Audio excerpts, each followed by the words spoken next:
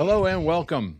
Another edition of The Process, where each and every week, Jeremy Fouts and I, we talk about all things related to nutrition, supplementation, hydration, sleep, and how they help and assist young student athletes truly fully prepare for what awaits them at both the high school and possibly the collegiate level.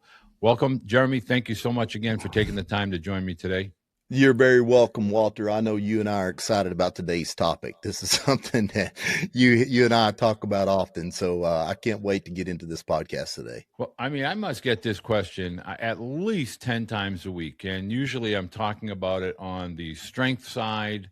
A lot of athletes, especially middle of the diamond athletes or athletes that have a plus skill with regard to the running, the foot speed metric, and they always say, boy, oh boy, you keep talking about size and weight gain, and I don't want to lose any speed, and I don't want to get any, I don't want to get slower. So, let's start there, Jeremy, because I think this is the biggest single myth that every single student athlete in some level of high school always thinks, if I get bigger, or if I gain weight, I'm going to get slower. So let's start with that topic. How do you deal with that when you're working with parents and families with regard to, caloric intake and gaining weight and all at the same time not losing foot speed? Yeah. Well, Walter, I talked to him about physics. I go back to physics. I did pretty good in math in school, and physics don't lie. And this is a physics conversation. This is not an opinion. And the key concept here is acceleration equals force plus mass. So speed is about how much force you can apply into the ground. And relative to your body weight, if force increases more than the mass, speed improves. It's just a simple. So weak athletes slow down as they grow. And strong athletes get faster as they grow. So, weight doesn't slow down athletes. Poor strength and relative to the body weight, that's what slows down speed. So it's all about the ground force.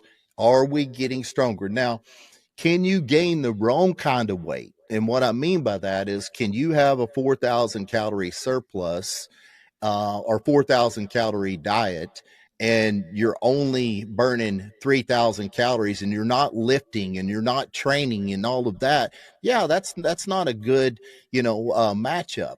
But if you're training, and you and I, we do not have problems with athletes not training. You know that. I mean, most of our athletes, they're doing hitting lessons, they're pitching lessons, they're doing speed training, they're lifting weights every day, but they don't have that magical part behind it, which is the fuel. But every athlete I've ever gained weight has always increased their speed. And it's just not an opinion. It's just physics. Acceleration equals force plus mass. Mass acceleration increases speed, period. One of the things that I always try to explain to parents is if you watch the NFL or the NBA or even in the big leagues, you see the size. We're talking 6'4", 240. In some cases, you have linemen, and they might be approaching 300 and they're still running fast, extremely fast. And I always will try to get parents and most importantly, athletes to understand the greatest power source that you as an athlete have that you don't know how to tap into is ground force. The ground is your energy source. So can you talk a little bit about that, which is when you have more mass to push off of that ground, you're going to accelerate and be faster naturally. Yeah, I mean, every sprint, every jump or swing, it starts with pushing into the ground. So the ground pushes back with equal and opposite force. So strong athletes, they create higher ground reaction to forces. It's just the real world example of this is why college and pro athletes, like you just mentioned, look explosive when they're heavier. I mean, they don't just move their bodies better, they move the ground better. So the simple phrase behind this that I tell athletes all the time is speed is about how hard how hard and how fast you hit the ground. And that's just the bottom line. That's the physics behind that. So that's why, like you said, the college and the pro athletes, they just are more powerful. They, I gave an example in a video that did the other day talking about Bo Jackson. Bo Jackson was powerful, which made him fast, which made him explosive in anything that he did, hitting a baseball, running a football, whatever it was. So it's just these athletes have got to understand that if I want to get the attention of the college coaches like you talk to on a daily basis, I've got to become more powerful. I've got to make sure that when the athlete or when they're looking for athletes, they look at me and say, that's the one I want because he's powerful, he's explosive, and he can compete at that next level. You know, a lot of times we talk when I'm talking with the coaches, and I'm really looking forward to catching up with a bunch of them here real soon. And they talk about impacting a baseball, and really a lot of parents start to ask about, well, my son is a really good hitter, and I say, okay, when they're talking about impacting a baseball, it really boils down to bat speed.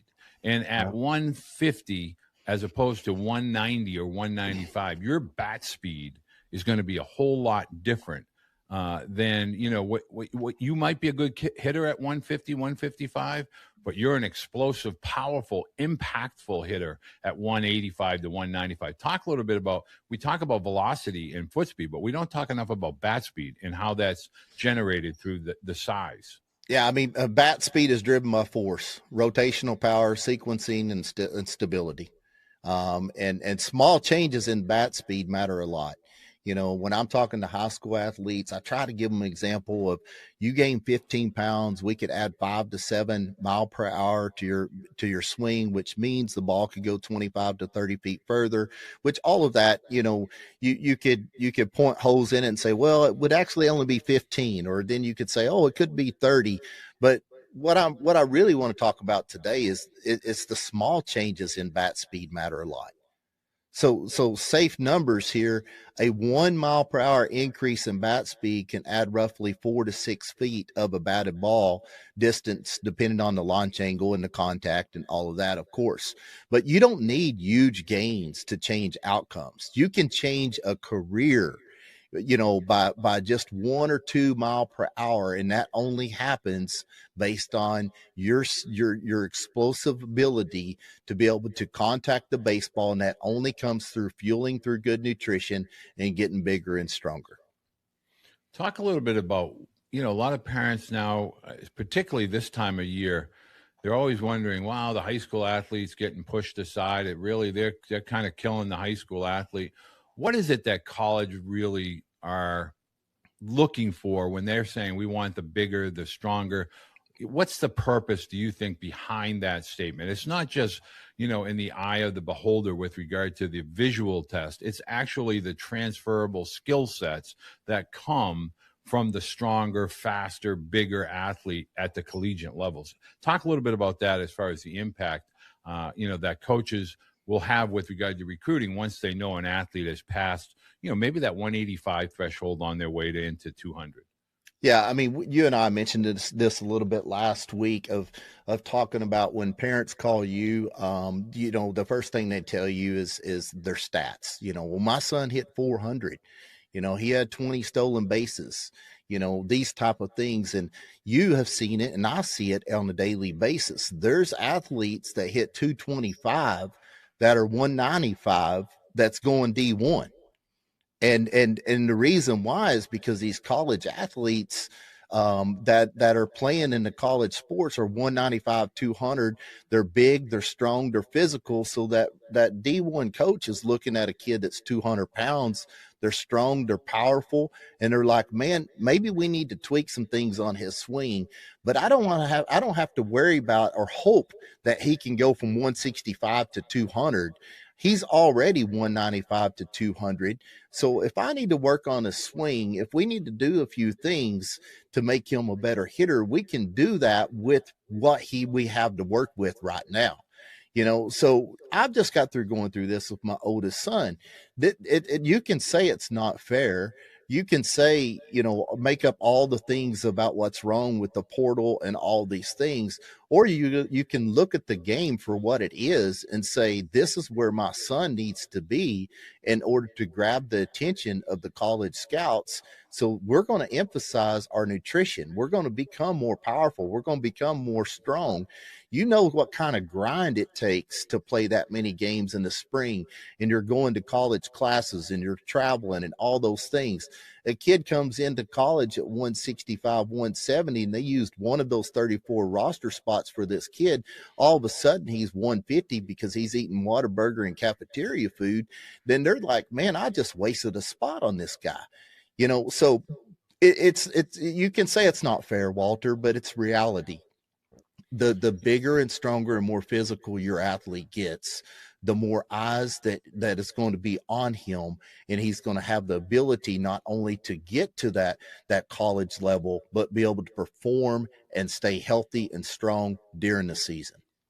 Well, I want to ask you as parents to stay tuned, because we're going to take a quick break here. And when we come back, we're going to talk about why foot speed matters. We'll be right back. All proteins are not the same. I encourage you to choose a grass-fed whey protein. The cattle have a cleaner diet, grazing on natural grass, which is going to mean that it's going to have higher branched chain amino acids, also your omegas and your CLAs. I'm telling you, it matters from a recovery standpoint. Choose the best protein and you're going to see the best gains and the best recovery. I'm telling you, athletes, make a wise choice, because it matters what you put in your body. Welcome back. And we are talking about why, when you're worried about gaining size and gaining weight, why you shouldn't worry about so much about foot speed.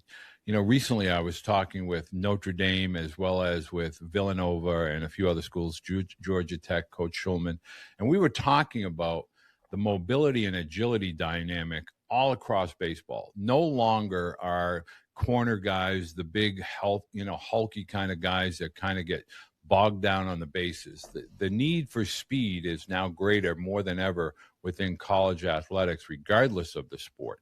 So, Jeremy, what I would love to really talk about is how can athletes integrate, with regard to their fuel plan, whether it's the hydration piece, all of the nutritional, the sleep piece, how can athletes truly maximize their foot speed metrics once they get into that mode of, okay, I'm really striving to be a varsity athlete or trying to play in college?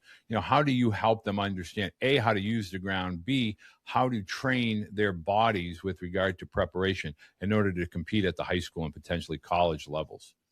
Yeah, well, the first thing I'll tell every athlete is speed is so important. It's one of those things where, you can be an average hitter, but if you have speed, you're going to catch the attention of college coaches. You just mentioned Notre Dame coach. All of the coaches are attracted to that. I'm not a speed training coach, but I've worked a lot with athletes, including my own, but I have definitely pointed him to an expert in speed training. So what I put my focus on is, okay, we got to make sure we have the feet work down. We got to make sure we're working the explosive movements. We got to make sure that we're doing good cardio endurance, but not so much cardio endurance that we're taking away from our sprints and all the things that's important that's going to help with our speed. But the most important part that I work with these athletes, Walter, is the fuel side, which comes from the carbs and the fats, and making sure we have the good proteins for building the muscle and helping the muscle recover. But the macros are really not understood enough. So the protein, we talk about what it does, but the carbs is what's going to give you your fuel speed. It's going to give you your fuel power, your fuel repeated efforts. You mentioned a few minutes ago about creatine. I'm a big component of creatine because creatine is going to help ATP regenerate quicker. So when you're doing those sprints, you're going to get 30%, up to 30% more out of your sprints. If you're able to get up to 30% more out of your workout when you're working out with sprints, guess what? You're going to get faster. So understanding the macro side of the carbs, the advantage that creatine gives on an athlete, because speed is definitely one of those things that someone is going to get a lot more attention. Like I mentioned, this boy that I'm working with that ran a 6'4", we get that down to a 6'3" and gain 25 pounds, and we can. then it is going to be crazy the amount of attention that he gets. But speed is something that is highly, highly rated at one of the very top things for these college scouts now. And it should be, because with speed, you can change the whole game. One of the most misunderstood or under-discussed topics, especially at younger ages, when we talk about hydration, and we talk about fueling athletes, and we talk about all the nutritional dynamics to being a student athlete, we don't talk enough about hydration and the importance of hydration with regard to being in the competitive moment. And people think hydration is like, okay, I'm going to drink 2 glasses of water before my sporting event, but it starts days and sometimes weeks prior to that to absolutely properly fuel the body. And I take my hydrate every single day. I take 2 of them, as a matter of fact. But can you talk a little bit about the role that hydration plays with not only foot speed and bat speed and things of that nature, but overall athletic performance on a consistent basis? Yeah. Well, I'm a big believer in hydration. I mean, I've watched so many athletes never reach their full potential because they do not practice or play a game hydrated. So what you said a few minutes ago is crucial, though, too. It don't just start the day of the game or games. It starts making sure that you're fueling your body properly prior to that. So when I'm working with like a soccer player or a baseball player that's playing 3 or 4 or 5 games on the weekend, all of those type situations, we want to make sure we start 48 hours before of making sure that we're getting the right amount of carbs to fuel our body, the cucumbers, the watermelon. But from a hydrate standpoint, I have parents that say, well, my son drinks 120 ounces of water a day. And on days of competition, he drinks 180 or all this different amounts of water. And I'm a big believer of water, Walter. But if we just got through carbon up and giving our body a lot of magnesium, a lot of potassium, a lot of sodium, and then we do not pay an attention to the electrolytes, all we're doing is flushing out those electrolytes by drinking tons of water. So you have got to make sure, if you do not have, the magnesium tells the nerves to fire. The magnesium tells the nerves to fire the muscles. Now, if the muscles, when they're told to fire, if they have the right amount of potassium and sodium, then they're going to be engaged fully. When your muscles are not fully engaged, that's what happens when another muscle tries to overcompensate. Then we have a pulled muscle. The other thing that a lot of athletes don't understand is the first thing that starts to happen when you become dehydrated is it affects your nervous system. And if you think about this, if our reaction time is not as sharp, and we're about to see a 92-mile-an-hour fastball, that's going to make a difference in our performance. If we do not have fully engaged muscles and we got a 4 or 5 step lead on first base, and we're trying to make that powerful movement on that first step to steal second base, and we're not fully hydrated from our muscle standpoint, then we're not going to be as quick to get to second. So hydration is huge. From a nervous system, the way your muscles are going to perform, the way you're going to flush out lactic acid after a workout or after a baseball game. And it's something that I give a lot of attention to. All of my athletes drink 2 electrolytes a day, making sure they have vitamin C in it, making sure they have zinc in it, magnesium, potassium, your sodium. I'm also a big believer in the kosher salt in the Core V formula. But hydration can definitely, I went to a basketball game the other day, and I had about 3 of those athletes drinking hydrate. I cannot, because it was my company's, I could point to the kids that was hydrated and was not hydrated. I could point to the kids third and fourth quarter that was had fueled their body, and the ones that had not. It's a game changer, Walter, 100%. One of the biggest myths that I try to get parents to understand is, if you're the parent of a pitcher and you always think, well, my son or my athlete doesn't have to worry about foot speed, doesn't have to worry about any of this stuff that the position players, that's the worst thing you can do as a parent of a pitcher, because pitching is essentially anywhere from 50 to 85 or 100 sprints coming off that mound. They have to be explosive each and every pitch. So foot speed for them matters just as much as it does for a position player. So all of these topics that we're talking about with regarding to, a foot speed metric, a bat speed metric, remember, parents of pitchers, it's not just endurance. There are 100 sprints. If you're throwing 100 pitches, your athlete is essentially performing 100 sprints. And so the hydration piece, the caloric intake piece, the supplementation piece is just as important for pitchers as it is with position players. Jeremy, I want to say thank you so much for taking the time to join us today. I'm looking forward to next week. And as a parent, if you have questions, again, for Jeremy or myself, please submit them down below, whether it's in the podcast or on the video here on YouTube, and we'll make sure that we get them answered by either Jeremy or myself. Thank you, Jeremy. You're very welcome, Walter. Just remember, athletes, force solves a lot of problems, so put the nutrition and the work into it.